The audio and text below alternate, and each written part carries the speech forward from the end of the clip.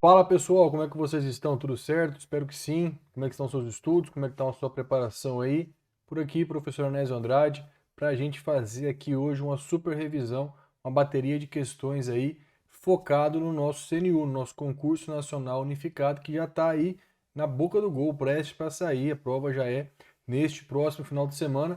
Então a gente está aqui hoje para fazer uma revisão de direito constitucional com vocês, para que a gente consiga aí acertar pelo menos algumas questões da nossa prova aí que se aproxima, beleza? Então já manda aí, deixa seu like, deixa seu comentário. Essa aula está sendo transmitida, é uma gravação, mas você pode deixar seu comentário, sua dúvida aí, que a gente tenta responder numa próxima aula, numa próxima oportunidade.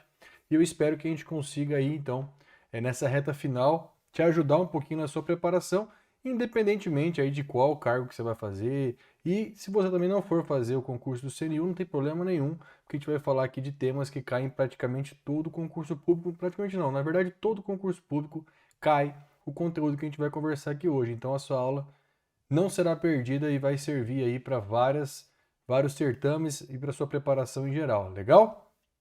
Então vamos logo para o que interessa, né? Vou jogando na tela para você aí. Nós vamos fazer então uma revisãozinha aqui de direito constitucional, focando no concurso aí do CNU, concurso que abrange aí diversos cargos, né, de diversos órgãos da administração pública direta e indireta, IBGE, MAPA, é, Ministério da Agricultura, é, o próprio INCRA, né, enfim, vários cargos de diversos órgãos da administração pública, um grande concurso, uma grande oportunidade. E a gente vai fazer esse bate-papo aqui, então, tentando te ajudar um pouquinho. A gente vai falar hoje especificamente, né, sobre, né, os cargos 8, né, nível médio. Então, concursos aí, nível médio, intermediário, né, que o edital chama. Legal? Mas, como eu te falei, isso aqui serve para qualquer concurso. E hoje em dia também a gente não percebe aí grandes diferenças entre concurso de nível médio e nível superior no padrão de cobrança, é muito parecido. Então, também não tem como a gente distinguir muito isso aí, dizer, ah, não, nível médio é mais tranquilo, muito mais tranquilo que nível superior.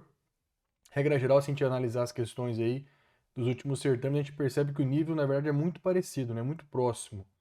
Então, como eu te falei, meu nome é Anésio Andrade, esse aqui é meu Instagram. Caso você tenha interesse em nos seguir, eu sempre tento postar lá alguma dica, alguma coisa, uma caixinha, avisar dos eventos, enfim, beleza? Será um prazer ter você lá comigo. Então, veja só, nós vamos falar aqui do nosso concurso rapidamente aqui para você relembrar alguns tópicos importantes, né, sobre nossa prova. Então, nossa banca, né, é a Sesgran Rio, a banca organizadora desse grande concurso aí. Ela que vai aplicar as provas, vai elaborar as provas, pelo que consta no edital. Então, a gente vai focar nessa aula nossa de hoje em questões da Sesgran Rio, questões que já foram cobradas. Sesgran Rio é uma banca tradicional antiga, já do Rio de Janeiro, não tem feito muitos concursos nos últimos anos, então a gente não tem questões muito recentes, mas a gente já consegue aí, né, traçar um padrão de cobrança da banca, né? A gente consegue perceber que essa banca, né, essas Gran Rio, em direito constitucional, dizendo especificamente, não costuma cobrar aquela decoreba, né? Questões muito literais, ela exige aí um pouquinho de interpretação. Então ela vai um pouco além dessas bancas que geralmente cobram ali a mera literalidade do direito constitucional. Então a gente tem que também ter essa atenção, né? Apesar de, como eu falei, não haver muitas questões recentes, mas a tendência é que esse padrão se repita. Então a nossa ideia aqui é trabalhar nesse sentido. Então, só para a gente revisar aqui rapidamente, então nós temos aqui a prova, que é dia 18/9, não está chegando, né, reta final, agora é hora mesmo de você acelerar a sua preparação. Nós vamos focar aqui hoje no bloco 8, né, nível intermediário, como eu falei, concurso aí de nível médio, né, vários órgãos da administração. Então, FUNAI, enfim, é uma grande oportunidade de IBGE, muitas vagas, né? Então, a gente vai falar aqui um pouquinho sobre direito constitucional. No nosso edital ele consta como noções de direito, né, várias matérias de noções de direito, dentre elas o que nos interessa hoje aqui, né, direitos e garantias fundamentais. É isso basicamente que vai cair na sua prova de direito constitucional, né? Que nós temos aqui a previsão, portanto, dos artigos 5º ao artigo 17 da Constituição Federal, né? É interessante você fazer uma revisãozinha aí nessa reta final, dar uma lida pelo menos ali nesses artigos, né, nós temos uma parte aqui de direito administrativo também que vai cair a Constituição, né, que é a organização do Estado, que é o artigo 37 a 41, e também temos a parte aí das demais matérias conforme o seu edital. Então, só para a gente nos situar aqui sobre a nossa aula de hoje, sobre o nosso evento, a gente vai fazer questões, portanto, da banca CES Gran Rio. Eu acho importante que você treine com questões da banca, mesmo que sejam questões um pouquinho mais antigas, de concursos mais antigos, mas você consegue entender o padrão da banca, né? Então já dá para a gente ter um norte de como que vai ser a cobrança na nossa prova. E também você vai complementar isso com outras questões de outras bancas, examinadores, não tem problema nenhum. Mas hoje a gente vai fazer essa revisãozinha aqui de reta final com questões da banca CES Gran Rio dos últimos certames. Geralmente ela faz muito concurso aí para Petrobras, né, empresas públicas, a ANP também teve um grande concurso. Não, como eu falei, não temos questões muito recentes, provas muito recentes, mas a gente pode, né, ter como base isso. O que a gente percebe? Que não há aquela literalidade, não há aquela cobrança literal, né? Então ela exige da gente um pouquinho de interpretação. Nada muito complexo, nada muito aprofundado, obviamente. O conteúdo do edital é noções de direito, então ele não vai te aprofundar pedindo doutrina, jurisprudência, provavelmente nada disso, mas uma interpretaçãozinha mínima ali dos dispositivos, como a gente já vai ver a partir de agora. Beleza? Tudo bem? Vamos lá então, sem mais enrolação, vamos começar aqui as nossas questões, a nossa listinha de questões que eu separei para você aí. Então, olha só, a questãozinha que caiu aí para técnico em regulação de petróleo e derivados, da ANP. Eu também separei questões aqui também predominantemente de nível médio, para a gente poder trabalhar realmente com aquilo que a gente espera que a prova vá cobrar. Vamos lá. A Constituição Federal estabelece, em diversas normas, proteção à propriedade individual. Legal. Há normas, no entanto, que incluem limitações diversas e a possibilidade de perda da propriedade, ou com ou sem indenização, a depender das circunstâncias. Isso é verdade? Sim, isso é verdade. O que você tem que lembrar desde já? Não existe, como regra geral, né, para fins aqui didáticos, não existem direitos fundamentais absolutos. Quer dizer o seguinte, que todo direito tem alguma limitação. E geralmente essa limitação ela vai se encontrar a partir do momento que o direito individual esbarra no direito de outrem. Então, o limite do seu direito geralmente é naquele momento em que ele passa a prejudicar outra pessoa ou a sociedade como um todo. Beleza? Esse é um limite interessante para a gente pensar nos direitos individuais, nos direitos em geral dentro do ordenamento jurídico, tá? A nossa Constituição Federal garante o direito à propriedade? Claro que garante, tá? Isso tem previsão aqui no artigo 5º, que é um artigo importantíssimo para a sua prova, que traz os direitos e garantias individuais e coletivas, que são basicamente direitos que a gente chama de direitos de primeira geração ou primeira dimensão. São direitos que visam proteger o cidadão, proteger as pessoas face aos arbítrios do Estado. Então eu quero uma garantia individual de que o Estado vai me respeitar como indivíduo, que ele não vai cometer arbitrariedades, que ele não vai cometer abusos, que ele vai respeitar as minhas liberdades. Nós estamos trabalhando com esse tipo de direito aqui no artigo 5º, basicamente, direitos individuais e coletivos particulares das pessoas, né? De direitos que nós chamamos, portanto, direito de primeira geração ou dimensão, ou direitos negativos, de abstenção. Eu não quero que o Estado se intrometa na minha vida, eu quero que ele me respeite. Basicamente isso, tá bom? Então o próprio caput, né, a cabeça do artigo 5º, diz assim pra gente, ó, todos são iguais perante a lei, sem distinção de qualquer natureza, garantindo-se aos brasileiros e aos estrangeiros residentes no país a inviolabilidade do direito à vida, à liberdade, igualdade, segurança e propriedade. Olha só. Então, logo no caput aqui do artigo 5º, nós já temos aqui, ó, o direito à propriedade nos termos seguintes. Então, todos esses direitos, vida, liberdade, igualdade, segurança, serão destrinchados aí nos incisos que nós temos, nos mais de 50 incisos que nós temos no artigo 5º. Então, nós temos diversos desdobramentos desses direitos, desses macro direitos, digamos assim, dentro desses incisos. E a propriedade já está aqui no caput. Nós temos alguns dispositivos no texto constitucional que tratam do direito de propriedade. Essa propriedade é a propriedade privada, é você ter o direito de ter as suas posses, seu carro, sua casa, os seus bens, seus móveis. Então, o Estado deve respeitar a minha propriedade. Ele deve respeitar o meu direito de ter propriedade, de ter minhas próprias posses, tá bom? Este direito é absoluto? Claro que não, né? Claro que não. Como a gente acabou de falar, não existem direitos individuais ou coletivos ou sociais absolutos. Todos vão encontrar algum tipo de limitação. E isso a gente vai encontrar também aqui já no texto do artigo 5º, inciso 22, né, que ele diz para a gente, né, ele reafirma o que está no caput, né, ele reafirma o direito de propriedade, veja só, é garantido o direito à propriedade. E aí ele já vem com a restrição em seguida. A propriedade atenderá à sua função social. O que significa isso, né? O mundo moderno, né, o mundo pós-guerra principalmente, viveu uma dicotomia muito grande entre duas ideologias, né? A ideologia capitalista, né, capitaneada aí pelos Estados Unidos da América, e a ideologia socialista, comunista, capitaneadas pela antiga União Soviética. Então essa foi aí a época da Guerra Fria e uma colisão, digamos assim, ideológica entre essas duas bases, né, políticas e econômicas mundiais.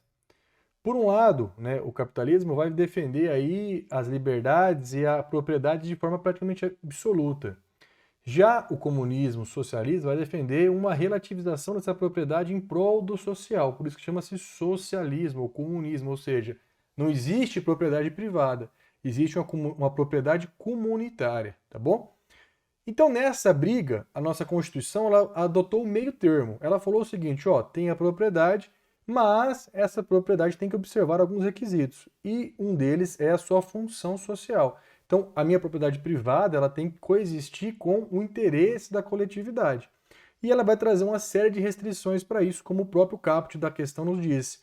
Então, ele diz aqui, ó, que a lei estabelecerá o procedimento de desapropriação por necessidade e utilidade pública ou por interesse social mediante justa e prévia indenização em dinheiro, ressalvados os casos previstos nessa Constituição. Essas hipóteses de intervenção, né, ou seja, de limitação da propriedade, nós vamos estudar em direito administrativo como sendo intervenção do Estado na propriedade privada, ou seja, são ocasiões em que o Estado vai interferir, vai se intrometer na minha propriedade. Isso pode se dar de diversas formas, diversos motivos, com ou sem indenização, como o próprio comando da questão nos trouxe, tá bom? Por exemplo, eu tenho a desapropriação com fisco. Quando, por exemplo, alguém usa uma propriedade privada para plantio de drogas, né, para psicotrópicos.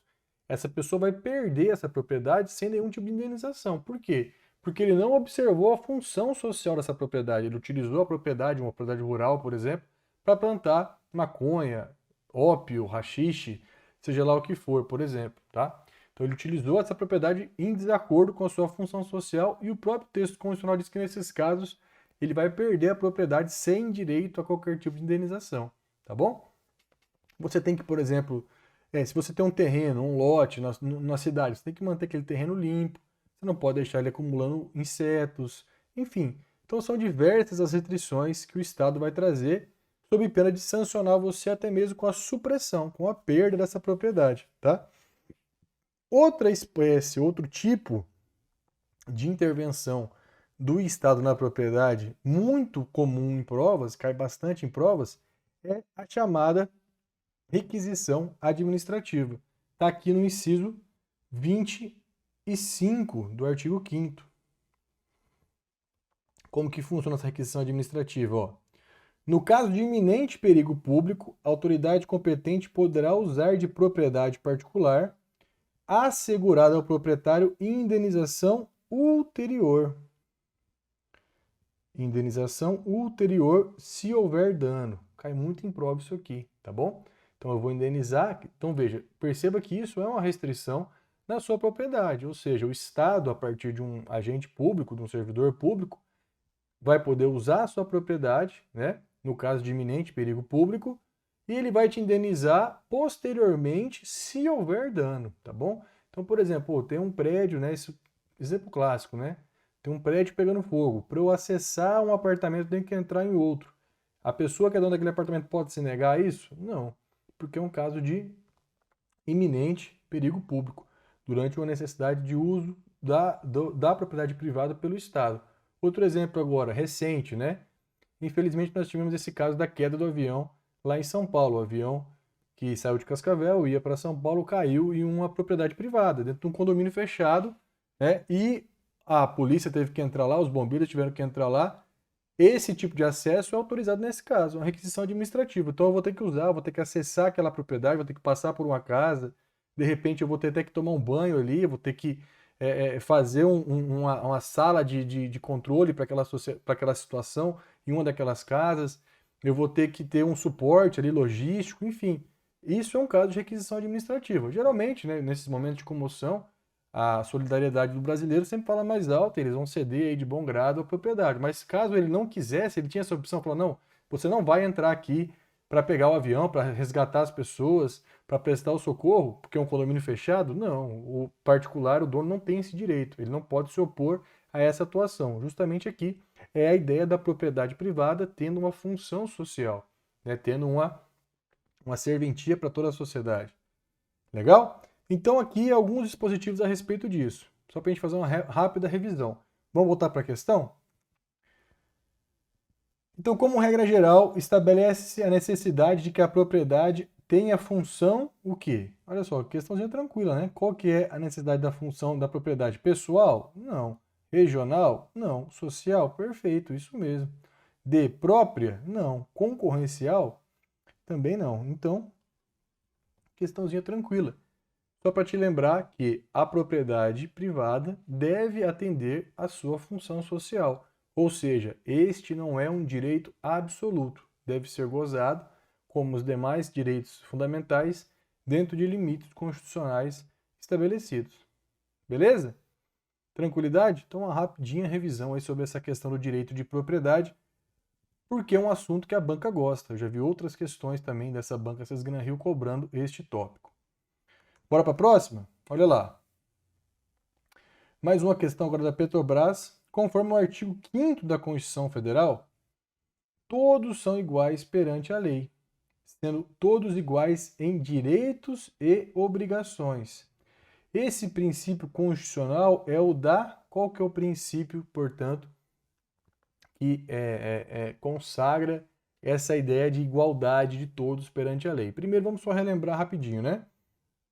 A gente acabou de ver aqui no artigo 5º que todos realmente, desde o caput já diz aqui, ó, todos são iguais perante a lei, sem distinção de qualquer natureza. Então, quando eu falo aqui que todos são iguais perante a lei,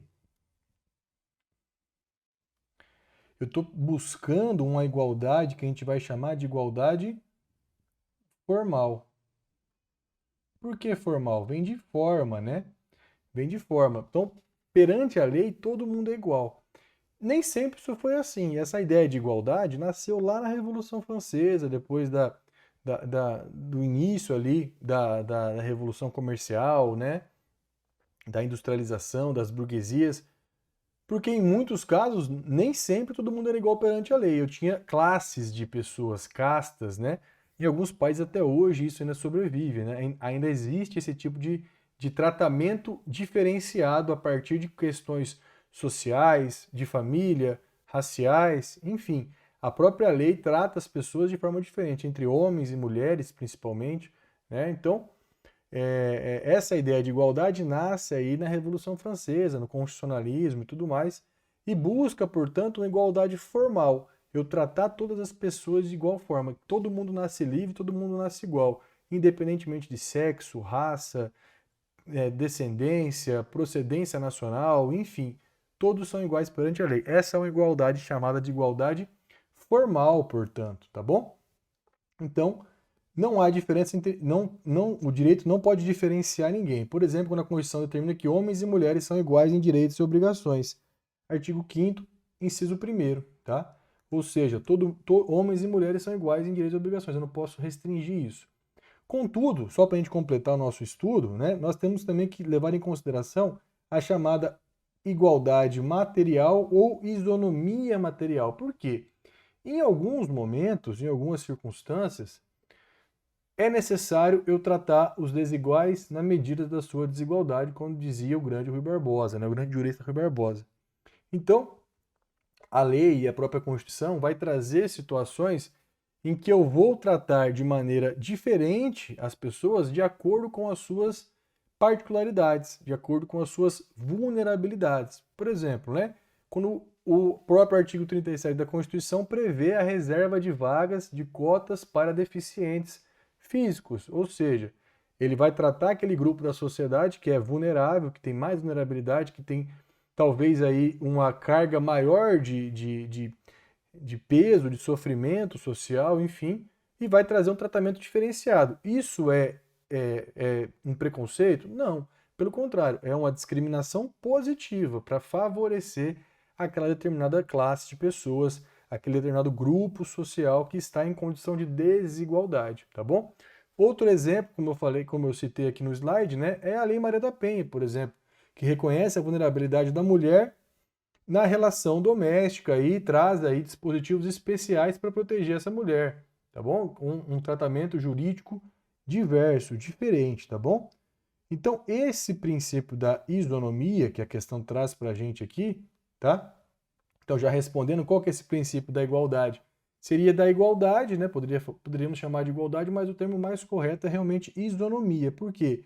Porque a isonomia, ela vai trabalhar com a ideia de isonomia tanto formal, que é aí uma ideia de igualdade realmente, dentro do princípio da igualdade, e também uma isonomia material. Então, quando o texto constitucional fala que todos são iguais perante a lei, ele está falando de igualdade. Quando eu trabalho com essas distinções de alguns grupos sociais, eu estou falando de isonomia de fato e de isonomia material. Tratar os diferentes na medida das suas desigualdades, tá bom? Belezinha? Então ele quer saber qual que é o princípio aqui da questão da igualdade, é o princípio da isonomia. Como eu te expliquei, vai se dividir, portanto, em isonomia formal e material. Nós vamos buscar aqui um tratamento que equitativo, justo, não necessariamente sempre igual. Porque muitas vezes, né, se eu tratar todo mundo também com a legalidade, com a igualdade estrita, eu vou acabar desfavorecendo grupos que já são historicamente aí, grupos que são historicamente desfavorecidos, né? Desfavorecidos por uma questão histórica, por uma questão estrutural, por uma questão social, por uma questão fática, né? Como eu falei no caso, né, dos deficientes físicos, enfim. Beleza? Tudo bem? Então, trabalhamos aqui rapidamente aí com o princípio, né, ou com o preceito da isonomia da isonomia ou da igualdade. Vamos para a próxima? Mais um, então. Nos termos da Constituição de 1988, o direito de propriedade é um direito. Letra A. Social, ó, de novo, veja, acabou de cobrar ali uma questão da gente a respeito do direito de propriedade e agora mais uma questão sobre direito de propriedade. Letra A. Social, cabendo ao proprietário respeitar os limites da função social? Não. O direito à propriedade é um direito individual. Porque ele está lá no artigo 5º. Quando eu falo que é um direito individual ou coletivo, eu estou falando daqueles direitos, como eu te falei, direitos negativos, direitos de abstenção, direitos de primeira dimensão ou primeira geração. Então aqui eu quero que o Estado não se meta na minha propriedade, que eu traga limites à atuação estatal, tá bom? Os direitos sociais são aqueles direitos que estão basicamente lá no artigo 6º e 7º da Constituição Federal. São direitos de segunda dimensão ou segunda geração, são direitos positivos. Aqui eu vou buscar que o Estado atue positivamente dentro desta ideia, talvez, de igualdade material. Então eu vou exigir que o Estado forneça educação, saúde, cultura, saneamento básico, direitos dos trabalhadores, enfim. Então eu vou tentar fazer com que o Estado atue. Lembra que eu te falei daquela dicotomia do mundo pós-guerra, principalmente, entre capitalismo e socialismo? Pois é, os direitos de primeira dimensão são mais ligados a essa ideia de liberdade, né? De capitalismo. Já os direitos de segunda dimensão ou segunda geração têm mais a ver com socialismo, com comunismo, com assistencialismo, com atuação positiva do Estado, tá bom? Então, quando eu trago o direito de propriedade, eu trago um direito individual, do indivíduo, da pessoa, do cidadão ter a sua propriedade e de que o Estado não se intrometa nela. Quando eu falo de propriedade como um direito social, por exemplo, eu estou falando na distribuição de casa própria, né, de alcance de políticas públicas para as pessoas, de renda mínima, né, de uma distribuição de renda, por exemplo, tá bom? Então, o direito de propriedade é um direito individual e coletivo e não um direito social, tá bom? Então, não é social, pois não possibilita do proprietário dispor conforme seu próprio exclusivo interesse. Olha só a pegadinha, né? Não é porque é individual que não tem limite, né? Ou seja, que o indivíduo pode fazer o que quiser com a sua propriedade. Ele vai encontrar limites, sim, a esse exercício. Letra C, individual, certo. Que impede qualquer tipo de intervenção do Estado? Negativo, a gente acabou de ver que temos diversas hipóteses em que o Estado pode restringir esta propriedade. Então, errado. Letra D, individual, certo. E absoluto? Não. Aqui já era, a gente já sabe que não existe direitos fundamentais ou individuais ou coletivos absolutos, nem os sociais, inclusive. Tá bom? Nós temos limite também até para os direitos sociais, que possibilita ao proprietário sempre dispor conforme seu próprio exclusivo interesse? A gente já viu que não, né? Letra E. Individual relativo. Opa, interessante. Cabendo ao proprietário respeitar os limites da função social. Exatamente isso. Então veja que nos últimos concursos nós temos duas questões aí sobre esse mesmo tópico na banca Sesgran Rio. Por isso que eu quis dar esse enfoque. Então é um assunto de predileção da nossa organizadora. Legal? Portanto, nosso gabarito, letra E. Bacana? Então, veja só, já deu para você perceber... Opa, estava fora da tela aqui, né? Então, aqui, ó, voltando. Já deu para você perceber... Já deu para você perceber aí que a banca Sesgran Rio gosta de cobrar os itens, mas não ficar cobrando aí decoreba demais, né? Interessante esse padrão de cobrança. Eu, particularmente, acho mais interessante, gosto mais disso, porque vai trabalhar aí com a sua capacidade de interpretação, de raciocínio, né? De você entender realmente os dispositivos constitucionais. Eventualmente vai cair alguma coisinha de decoreba, mas isso aí ajuda você também a pensar um pouco mais e além daquele texto literal. Lembrando que essas questões aqui são de nível médio também, então é o que a gente espera de padrão de cobrança na sua prova do próximo domingo. Vamos para a próxima, olha só. De acordo com o estabelecido no artigo 5º da Constituição Federal, analise as afirmações a seguir. Então aqui sim nós temos uma questãozinha aí mais de decoreba, né? Então cobrando aí o artigo 5º, disposições a respeito do artigo 5º. Primeiro, né? A lei penal não retroagirá. A lei penal não retroagirá mesmo que seja para beneficiar o réu. Então aqui está tratando o quê? Do princípio da irretroatividade da lei penal. Isso existe? Esse princípio existe? Existe. Está aqui no artigo 5º, né? Parágrafo, inciso 40. Ó. A lei penal não retroagirá, salvo para beneficiar o réu. Tá bom?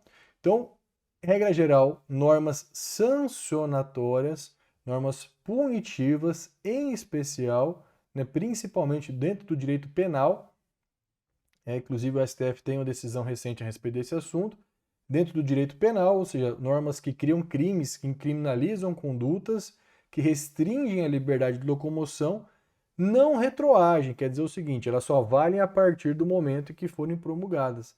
Dali em diante, elas não podem retroagir, salvo para beneficiar o réu, ou o investigado, ou o acusado, ou o condenado, conforme for o caso, tá bom? Então, se eu tiver uma lei nova, posterior aos fatos criminosos, que, por exemplo, descriminalize uma conduta, que a gente chama em direito penal de abolício criminis, ou que reduza uma pena, ela pode ser aplicada a fatos anteriores. Já se eu tiver uma lei posterior que aumente a pena, que criminalize uma conduta, eu não posso aplicar para fatos anteriores. Então, a lei penal, ela, em regra, não pode retroagir, salvo se for para benefício do indivíduo, em benefício do cidadão, do réu, no caso aqui da literalidade do texto constitucional. Beleza? Portanto, esse item, né, está errado. Ninguém poderá penetrar em uma casa sem o consentimento do morador, mesmo com determinação judicial. Então também nós temos aqui um dispositivo, o princípio aí da inviolabilidade do domicílio, que é aquela ideia do caput do artigo 5º, da preservação da liberdade do indivíduo, né? Da liberdade, da sua intimidade, tá? Isso tá certo? Veja só.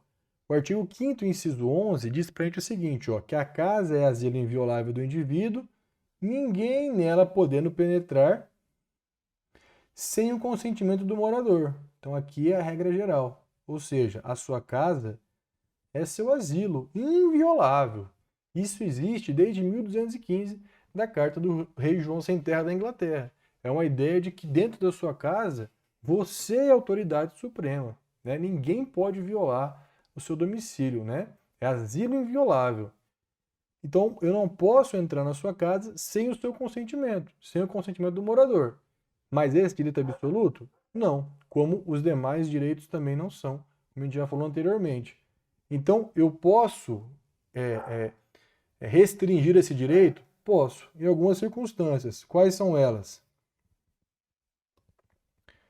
Salvo em caso de flagrante delito ou desastre, ou para prestar socorro, ou durante o dia, por determinação judicial. Perceba que nós temos aqui o quê? Nós temos uma relativização, mais uma vez, da propriedade. Então, a propriedade, a sua casa, no caso, ela pode ser relativizada, essa ideia de asilo, né, de refúgio inviolável, em quais situações? Flagrante delito, desastre, ou para prestar socorro, ou durante o dia, por determinação judicial. Beleza? Então, só para você memorizar isso com mais facilidade, caso caia na sua prova lá domingo, as hipóteses que eu posso violar um domicílio é FDP. Isso mesmo, FDP. Aquele palavrão que você já conhece. Flagrante delito, desastre ou prestar socorro. Qualquer hora, sem nenhum tipo de limitação nesses três casos. Ou durante o dia, por determinação judicial. A questão diz pra gente o quê?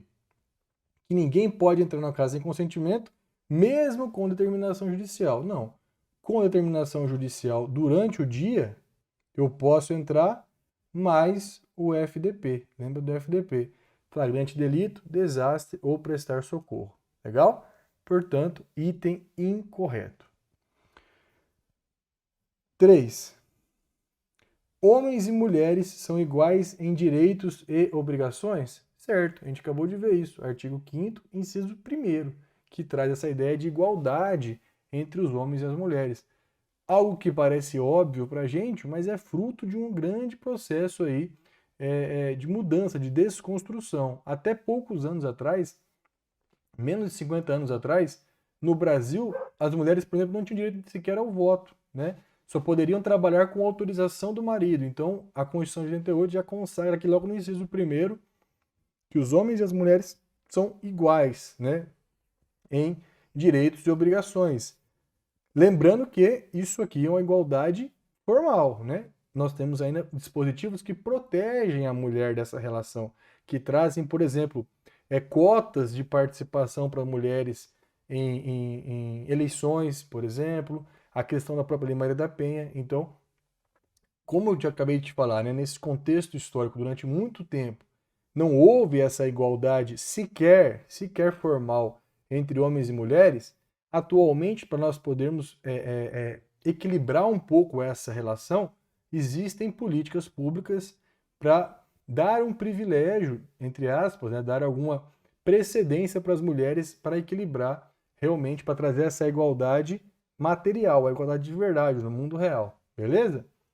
Então isso aqui tá certo? Certinho, né? Olha aqui. literalidade do inciso 1º do artigo 5º. Olha lá. Portanto, 3, certa. O preso será informado de seus direitos, entre os quais permanecer calado. Isso está correto? Certo também, né?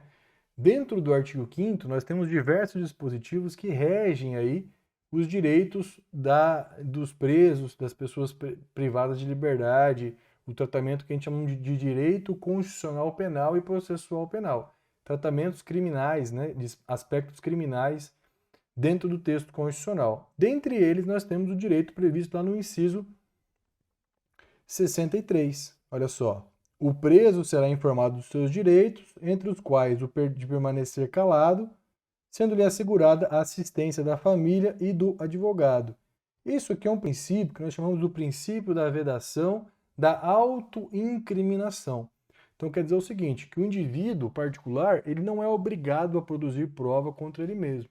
O ônus de comprovar a atividade criminosa é do Estado. Também isso é um fruto de uma evolução aí, principalmente a partir do Estado liberal, né, dessa ideia, né, da Revolução Francesa, da Revolução Inglesa, dessa mudança desse paradigma que aconteceu ali por volta do final do século XVII, XVIII, em que a gente vai mudar a forma de enxergar o processo penal e o direito penal. Então, a partir disso, nós temos essa ideia de que o indivíduo não é obrigado a produzir provas contra ele mesmo. Então, eu não sou obrigado a falar nada, eu posso ficar em silêncio. Esse silêncio não pode ser interpretado em meu desfavor. E mais, né, isso vai envolver diversos outros aspectos dentro do direito processual penal. Para a gente não importa aqui, mas eu quero que você saiba que realmente existe essa disposição de permanecer em silêncio no texto constitucional. Portanto, o 4 aqui também está certo. Nós temos que o 3 e 4 está certo, errado, errado, letra C. Né? Apenas está correto as afirmações 3 e 4. Beleza? Tranquilidade? Tudo certo até aqui? Então, estamos fazendo aqui essas questõezinhas da banca Sesgran Rio, uma revisão rápida aí para a sua prova que se aproxima, né? E tentando sempre trazer para você esses aspectos que vão além da mera resolução da questão, fazer você refletir e revisar alguns tópicos, pensando que o seguinte, o que a gente está falando aqui pode ajudar você a acertar uma eventual questão lá na sua prova. Tudo bem? Tranquilidade? Tudo bem até aqui? Vamos continuar então? Vamos lá. Quinta questão, técnico do Banco Central do Brasil. Veja, questão também aí, portanto, de nível médio, né? Juan, cidadão argentino, residente no Brasil, dirigiu-se ao Banco Central a fim de encaminhar uma petição dirigida a determinada autoridade, reclamando sobre a conduta abusiva de um funcionário. Neste caso, a Constituição. Veja, Juan não é brasileiro, nem nato, nem naturalizado. Ele é um estrangeiro, é um argentino. Apesar de ser argentino, né, a gente tem que também tratar ele como dignidade, como um ser humano, né? Então, um argentino, ele reside no Brasil, ele mora no Brasil e ele quer ali encaminhar uma petição.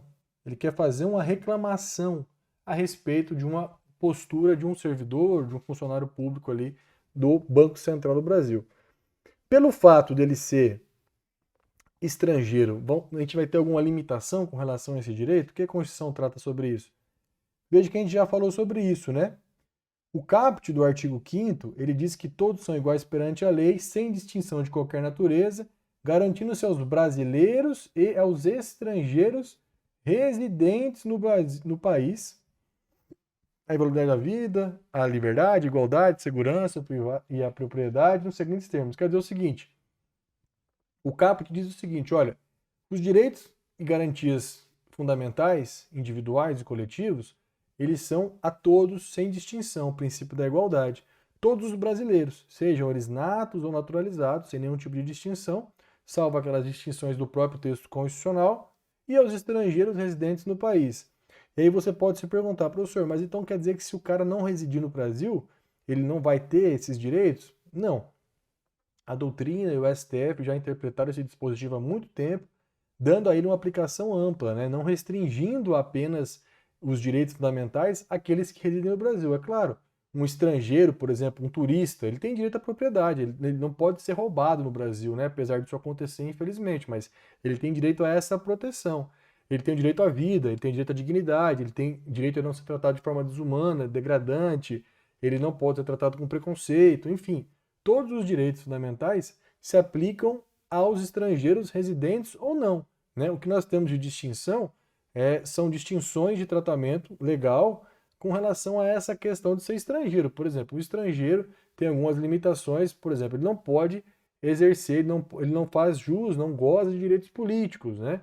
Enfim, mas em regra geral, os estrangeiros residentes ou não no Brasil, eles fazem jus, eles vão poder gozar dos direitos fundamentais. A questão não queria polêmica, tanto que ela falou que o Juan aqui, né? Juan, o nome do camarada do argentino, ele mora no Brasil. Porra, então, né, não tem dúvida nenhuma, está de acordo com o próprio caput do artigo 5º. Então ele é residente no Brasil. Então, enfim, mesmo que não fosse, né, ele teria os mesmos direitos, basicamente, tá? E ele quer apresentar uma petição. O direito de petição é um remédio constitucional também. Nós temos no artigo 5º, né, no preceito, no título do artigo 5º, o título 2 da Constituição, os direitos e garantias fundamentais, individuais e coletivos, né, e os direitos sociais em geral. Mas quando eu falo em direito e garantia, garantia é uma forma que eu tenho de exercer o direito, de exigir que meus direitos sejam respeitados por parte do Estado. Então, o Constituinte, ao dispor dos direitos, também já falou, já colocou algumas garantias. Uma dessas garantias, um desses remédios constitucionais, é o direito de petição. Direito de petição que pode ser dirigido a todos os poderes, em âmbito administrativo, basicamente. Ou seja, é você poder reclamar, apresentar um pedido ao poder público em geral, né? Como nesse caso, eu quero fazer uma reclamação a respeito do meu atendimento. Esse é um direito constitucionalmente previsto. Está aqui no artigo 5º, inciso 34. Olha só. São a todos assegurados, independentemente do pagamento de taxas, o direito de petição aos poderes públicos, em defesa de direitos ou contra ilegalidade ou abuso de poder. Então, o direito de petição é o direito de você pedir, apresentar um requerimento. Pô, professor, aqui na minha rua sempre a lâmpada do poste está queimada, né? Isso é ruim porque fica escuro, causa uma insegurança. Eu gostaria de reclamar sobre isso. Tem direito de fazer isso? Tem. Você tem o direito de apresentar uma petição lá na prefeitura, né? Ou, enfim, qualquer situação que você entenda que há uma necessidade de defesa dos seus direitos, contra a ilegalidade ou abuso de poder, você vai poder fazer uso do direito de petição, seja no Poder Executivo, Legislativo ou Judiciário. Essa petição normalmente é uma petição administrativa, não se confunde com você acionar o Poder Judiciário, né, para a tutela dos seus direitos, que também é um direito inafastável, um direito de inafastabilidade de jurisdição. Essa petição aqui seria uma petição administrativa, como é o caso da nossa questão, beleza? Então, é um direito constitucionalmente previsto, tanto ao estrangeiro quanto a um brasileiro, e independe do pagamento de taxa, não tem nenhum tipo de custo, diferentemente do Poder Judiciário, que muitas vezes tem que pagar custas judiciais a depender do caso concreto. Nesse caso, petições administrativas, não há aí a cobrança de taxas como regra. Então vamos lá. Feita essa pequena revisão aqui, vamos responder a questão, né? Então, nesse caso, a Constituição condiciona o exercício desse direito ao pagamento de taxas correspondente ao serviço? Não, é independentemente do pagamento de taxas. B. Permite a Juan exercer tal direito? Sim, permite. Isso aqui está correto. Letra C. Assegura esse direito apenas a brasileiros? Não, a gente acabou de ver que é brasileiros e estrangeiros natos ou naturalizados. Assegura esse direito apenas aos brasileiros no gozo dos direitos políticos? Não, não há essa restrição. E letra E não assegura esse direito, então, portanto, gabarito letra B e uma pequena revisão para você aí a respeito do direito de petição. Vamos embora. Próxima questão, número 6, liquigás. na medida em que não se permite o uso de algemas de forma indiscriminada, somente admitindo-se a sua utilização em casos excepcionais, está sendo efetivada a proteção contra o quê? Então veja só. A Constituição Federal, artigo 5º, não fala nada sobre algema, não fala nada sobre algemamento de uma pessoa, né? Ela traz ali disposições a respeito do tratamento que deve ser desprendido às pessoas em geral e aos presos. Geralmente a pessoa é algemada quando ela está preso, né? Nós temos aí diversos dispositivos a respeito da prisão no texto constitucional. O que é importante para a gente? Lembrar que no artigo 5º, né, inciso 3º, diz que ninguém será submetido à tortura nem a tratamento desumano ou degradante, em qualquer situação, sendo preso ou não. Então eu tenho uma proteção aqui contra a tortura e o tratamento desumano ou degradante.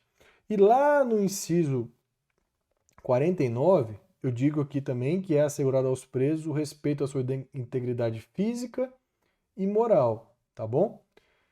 Então, quando eu digo que alguém não pode ser algemado, eu estou priorizando, eu estou exemplificando a vedação de tratamento desumano ou degradante. Eu só vou algemar pessoas em situações específicas. Que situações são essas, professor? Isso foi primeiramente pacificado a partir de uma súmula vinculante que foi editada pelo Supremo Tribunal Federal. Súmula vinculantes são enunciados, quando emanados do Supremo Tribunal Federal, tem força coercitiva, tem força de lei, tá? Para ser bem didático com você aqui, para a gente não se aprofundar nesse assunto, porque para a gente não é importante, tá? Então, apesar de não ser lei em sentido estrito, ou seja, não ter emanado do Congresso Nacional, a súmula vinculante tem força de lei, tem observância obrigatória pelo Poder Judiciário e pelo Poder Executivo, tá? E a súmula vinculante número 11 desprende o seguinte, que só é lícito o uso de algemas em caso de resistência e fundado receio de fuga ou perigo à integridade física própria ou alheia por parte do preso ou de terceiros, justificada a excepcionalidade por escrito, sob pena de responsabilidade disciplinar, civil e penal, do agente ou da autoridade e de nulidade da prisão ou do ato processual a que se refere, sem prejuízo da responsabilidade civil do Estado. Então, o STF, que é a Corte Suprema, que tem o dever constitucional de interpretar a Constituição Federal, disse o seguinte, ó, só posso algemar as pessoas em situações excepcionais. Que situações são essas? PRF, perigo de a integridade própria ou de terceiros, né, por parte do preso, receio de fuga, tá? Receio de fuga ou fundado receio de fuga ou perigo à integridade física própria ou alheia. Então o cara está se colocando em risco, ele está tentando fugir ou ele está resistindo de forma ativa, tá bom? Então são as possibilidades de usar algema. Lá no decreto 8858 também nós temos essa mesma previsão, mais recente do ano de 2016, tá bom? Então aqui só para a gente aprofundar um pouquinho nessa ideia do uso de algemas, né? O que a questão quer da gente? Que quando eu proíbo, quando eu digo que não pode usar algemas como regra geral, só em condições excepcionais, eu estou efetivando, eu estou trazendo como corolário de qual princípio, né? De qual direito? Né? O direito de crença? Pô, nada a ver, né? Livre locomoção? Também não tem sentido, né? A locomoção com isso, né? Liberdade de manifestação? Não. Tratamento desumano, exatamente. A proteção contra um tratamento desumano ou degradante que é vedado no inciso 3º do artigo 5º da Constituição Federal. Então, quando o STF editou essa súmula vinculante número 11, ela o fez tendo como base o princípio do tratamento, da vedação de tratamento desumano ou degradante. Algemar alguém é degradante, é desumano? Em algumas situações sim, mas em algumas situações eu preciso fazer uso desse recurso. Então, é uma exceção justamente a esse princípio da vedação do tratamento desumano ou degradante, dentro dos limites da proporcionalidade. Bacana? Tudo bem? Então, mais um direito que a gente acabou de ver que é restringível, ou seja, que não é absoluto. Portanto, gabarito letra D. Bora para a próxima.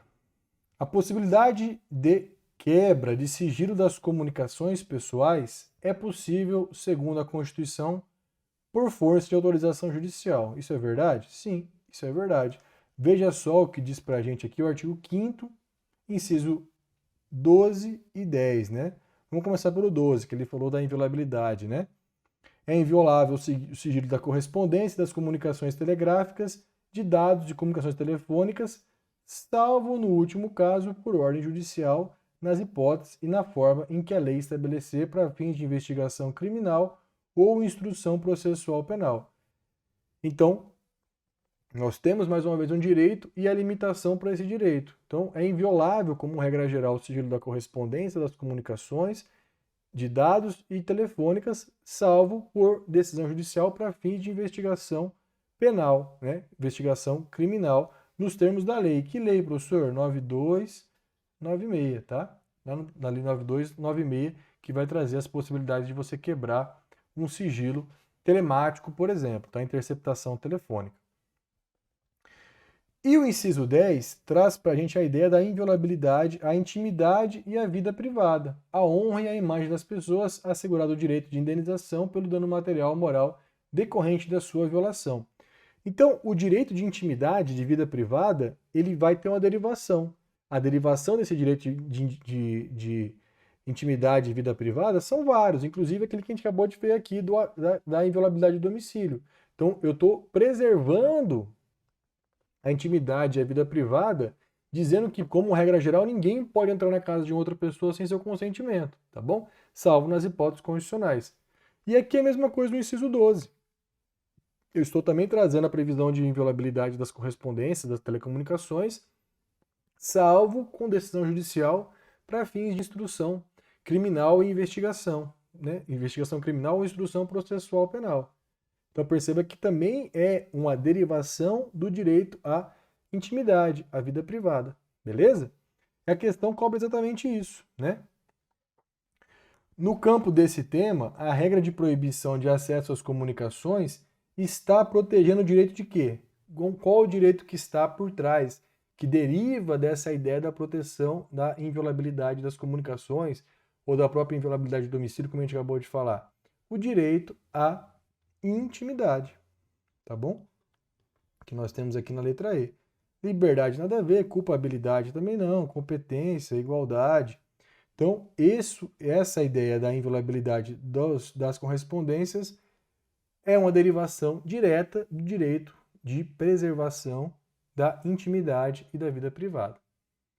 Legal? Belezinha? Veja só, questãozinha interessante, né? Que faz você refletir, faz a gente pensar e entender os dispositivos de uma maneira além da literalidade, você ter um raciocínio realmente a respeito das previsões constitucionais. Tudo bem até aqui? Vamos embora? Acabando o nosso tempo já, né? Oitava questão. Conforme preceito o artigo 5º da Constituição Federal, todos são iguais perante a lei, sendo todos iguais direitos e obrigações. Esse princípio constitucional já fizemos essa, né? Princípio da isonomia. Então, não vamos perder tempo com isso. Vamos para a próxima. Nona. A Constituição Federal reconhece a condição de brasileiro naturalizado aos originários de país de língua portuguesa que, na forma da lei, adquiram a nacionalidade brasileira, exigindo, nesse caso, apenas. Veja, então a questãozinha aí que saiu do artigo 5º, dos direitos e garantias individuais, e está cobrando da gente agora, né, o artigo 12 da Constituição, direitos de nacionalidade. Então, direito de nacionalidade é um vínculo que nós temos, né? Um vínculo jurídico, político dos indivíduos com o Estado, né? É uma ligação que nós temos do indivíduo com o Estado. Para que eu tenha um Estado, eu tenho que ter um povo, basicamente, um território e a soberania deste povo neste território. Então, para que eu constitua um povo, eu tenho que ter uma ligação entre eles e o Estado. Essa ligação é o direito de nacionalidade. É você reconhecer alguém como pertencente àquele determinado país, tá bom? Em linhas bem gerais aqui para você, tá bom? O artigo 12 traz para a gente duas espécies de brasileiros, né? Os natos e os naturalizados. Eu não vou passar por aqui, por tudo isso aqui, porque a gente não vai ter tempo, nosso tempo já está acabando, né? Quase aí 1 hora de aula, mas nós temos critérios para conhecer para identificar alguém como nato, né? A própria Constituição faz isso. Cada país tem as suas regras, né? Cada país vai definir as suas regras de manter essa vinculação. Quando eu falo em brasileiro nato, eu estou falando de uma nacionalidade originária, coercitiva, ou seja, você não escolhe se você vai ser brasileiro ou não. É o Brasil que escolheu você. E esse critério, nós temos basicamente dois critérios para estabelecer este vínculo de brasileiro nato. O primeiro critério é o sanguíneo, ou seja, você é filho de brasileiro. Então você será brasileiro também. O Brasil te reconhece como brasileiro. E o segundo, você nasceu no território nacional, nasceu dentro do território brasileiro, tá bom?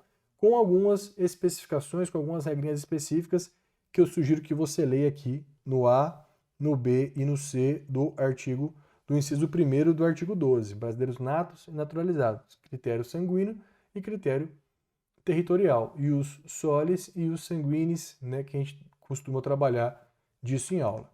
E eu tenho os naturalizados, que são aqueles que é um vínculo que a gente chama de um vínculo derivado, não é um vínculo originário. Aqui é uma opção voluntária, é o indivíduo que vai escolher ser brasileiro. O Brasil fala assim, ó, se você quiser ser brasileiro, adimplido esses requisitos, você pode se naturalizar. Eu vou reconhecer você como brasileiro também, tá bom? Lembre-se que a gente não pode distinguir natos e naturalizados. Apenas a própria Constituição pode fazer isso. Mas o Brasil tem uma tendência a aceitar várias formas de naturalização, ou seja, estrangeiros, pessoas que não são filhas de brasileiros, nem que nasceram no território brasileiro, mas que querem se tornar brasileiros, tá? E quais são esses requisitos? Eu tenho basicamente, aqui na Constituição Federal, dois tipos de naturalização. Naturalização ordinária, aqui na letra A do inciso 2, e eu tenho a naturalização extraordinária. Então, veja só, naturalizados, os que na forma da lei, qual lei, professor? Eu quero entender um pouco mais sobre isso. Lei 13.445 de 2017. A lei da migração. Lá a partir do artigo 70, 60, 68 para frente, vai ter várias regras a respeito de naturalização. Ordinária, extraordinária, especial e as regras em geral, tá bom? E nós temos também um decreto 9199 de 2017, que vai trazer também as regras específicas sobre isso. Mas enfim, para nossa aula, o que é importante? Naturalizados que na forma da lei adquiram a nacionalidade brasileira, exigidas aos originários de país de língua portuguesa, apenas residência por 1 ano ininterrupto e idoneidade moral. Então veja só, a Constituição ela admite que o indivíduo se torne brasileiro naturalizado, esse é um ato de soberania do Brasil, que é externalizado pelo meio do Ministério da Justiça e Segurança Pública atualmente, e que vai reconhecer essa pessoa como brasileiro, tá? Então, aqueles que na forma da lei, então a lei a 13.445 de 2017 vai trazer as regras. Regra geral tem que ter 4 anos de residência no Brasil, idoneidade moral, ter o domínio da língua portuguesa, você pode se naturalizar como brasileiro, né? Residência no Brasil, por 4 anos ininterruptos. Mas a Constituição já fala o seguinte, se for uma pessoa originária de país de língua portuguesa, Portugal, Angola, por exemplo, o requisito é mais simples, eu vou simplificar isso. Tem que ter apenas 1 ano de residência no Brasil e idoneidade moral. Então ele traz aí uma espécie de naturalização mais simplificada, digamos assim, para aqueles que são originários de país de língua portuguesa. E letra B, os estrangeiros de qualquer nacionalidade, então não importa, né, qual país que ele é, residentes no Brasil há mais de 15 anos ininterruptos, sem condenação penal, desde que requeram a nacionalidade brasileira. Tá? Então aqui é uma forma extraordinária de receber uma naturalização brasileira também, que a Lei 13.445 de 2017 vai trazer mais detalhes, tá bom? Eu quero chamar a sua atenção rapidamente para você não confundir essa hipótese de naturalização de pessoas originárias de país de língua portuguesa com a disposição que nós temos aqui no parágrafo 1º do artigo 12, que vai trazer a ideia do português equiparado. Veja só, aos portugueses com residência permanente no Brasil, no país, se houver reciprocidade em favor de brasileiros, serão atribuídos os direitos inerentes ao brasileiro, salvo os casos previstos nessa Constituição. Então perceba que eu tenho um caso excepcional.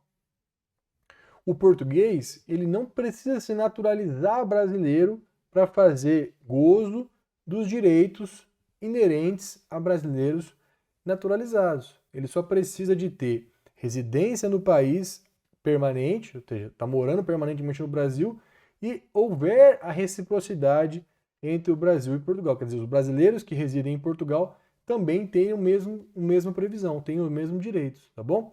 Então, nesse caso aqui, eu não tenho uma espécie de naturalização, e sim um reconhecimento, que a gente chama de quase naturalização, de equiparação entre o português que reside permanentemente no Brasil com um brasileiro naturalizado. Então, ele vai fazer gozo dos direitos inerentes a quem é brasileiro, como, por exemplo, até mesmo votar, tá bom?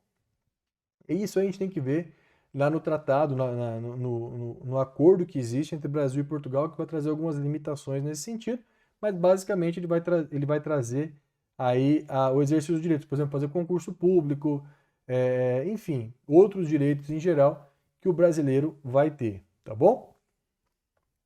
Então, toma cuidado para não confundir essa ideia do português equiparado com a naturalização. Fechou? Então, vamos lá.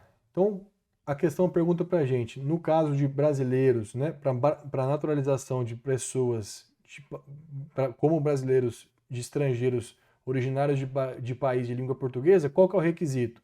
Residência por 1 ano ininterrupto e idoneidade moral. Veja só, eu tenho que ter a residência por apenas residência por 1 ano ininterrupto e idoneidade moral. Exatamente isso que prevê aqui a nossa Constituição. Artigo 12, inciso 1º, inciso 2º, letra A. Residência há mais de 15 anos? Não, aqui é naturalização extraordinária. Residência permanente no país, reciprocidade e tratamento em favor de brasileiros de país de origem? Não, aqui é só no caso dos portugueses, né? No caso de Portugal.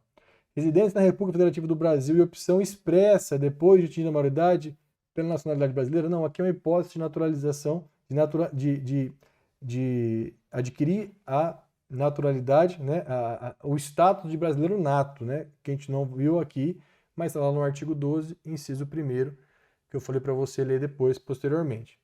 E prestação de serviço à República Federativa do Brasil e maioridade legal? Também não. Aqui até uma hipótese lá da Lei 13.445 de naturalização especial, mas não é o caso da nossa questão. Portanto, nosso gabarito, letra A. Beleza? Então, uma revisãozinha rápida aí também a respeito de nacionalidade. Vamos para a nossa última questão, que o nosso tempo também já está se esgotando. Questão número 10, da Prefeitura de Salvador, Banca Sesgran Rio. Nas cidades gregas da antiguidade, a democracia limitava-se à maioria da população. Os escravos e as mulheres não tinham direitos políticos. Além disso, só aqueles que nasciam na cidade de Atenas podiam ser cidadãos, tá? Legal. Então aqui estou trazendo aqui um trechinho aqui da ideia da Grécia clássica, né, que é o berço da democracia, dessa ideia de participação popular na condução dos rumos políticos do Estado, né? Então isso nasce na Grécia Antiga. É óbvio que naquela época não era o mesmo padrão de democracia que nós temos hoje.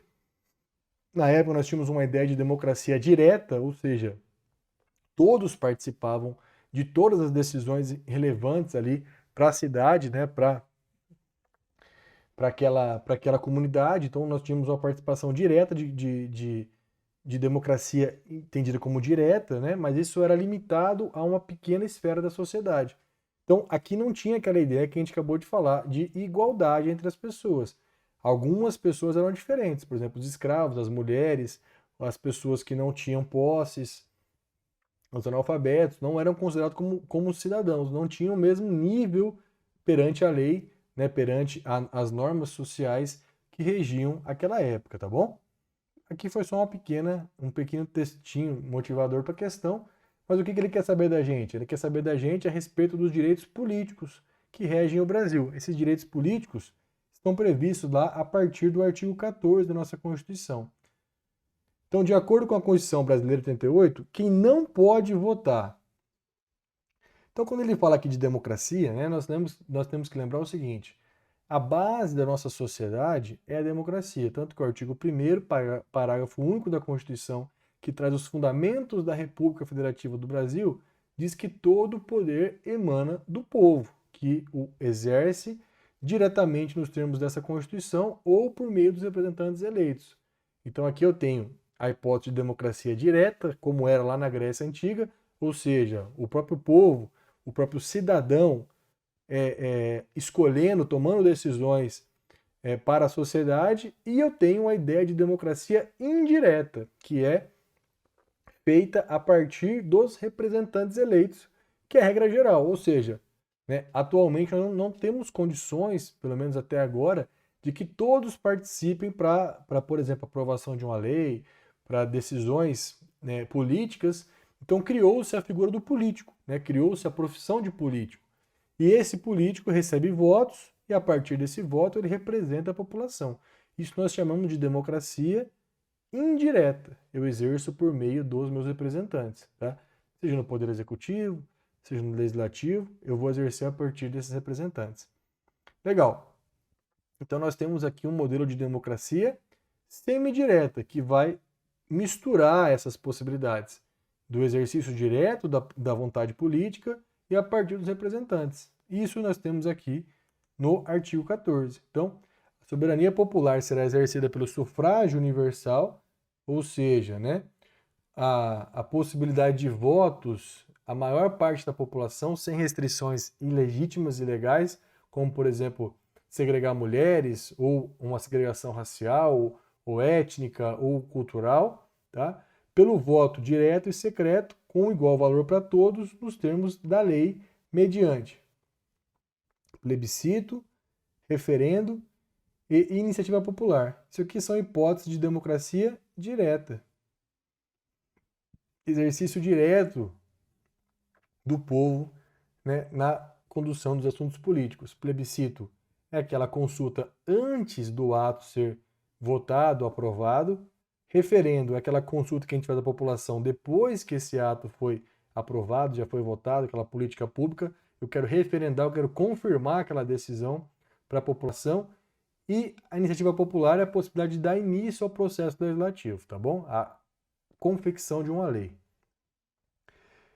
Os direitos políticos, eles são divididos classicamente como direitos políticos ativos e passivos. A questão cobra da gente os direitos políticos ativos, tá? Direitos políticos ativos, ou seja, a possibilidade de participação do cidadão na vontade pública, ou seja, votando e escolhendo os representantes, tá bom? No Brasil, como que funciona, né? Os direitos políticos aqui, ativos, né, são obrigatórios, ou seja, o alistamento eleitoral e o voto, a participação popular é obrigatório para quem? Para os maiores de 18 anos. Então, como regra geral, mais de 18 anos é obrigado a se alistar como eleitor, ter o títulozinho de eleitor e votar.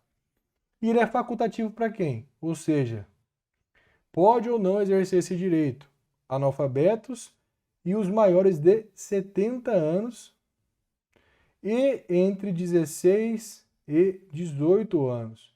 Então, para esses grupos aqui, analfabetos de qualquer idade, maiores de 70 anos e pessoas entre 16 e 18 anos, o alistamento eleitoral e o voto são facultativos, tá?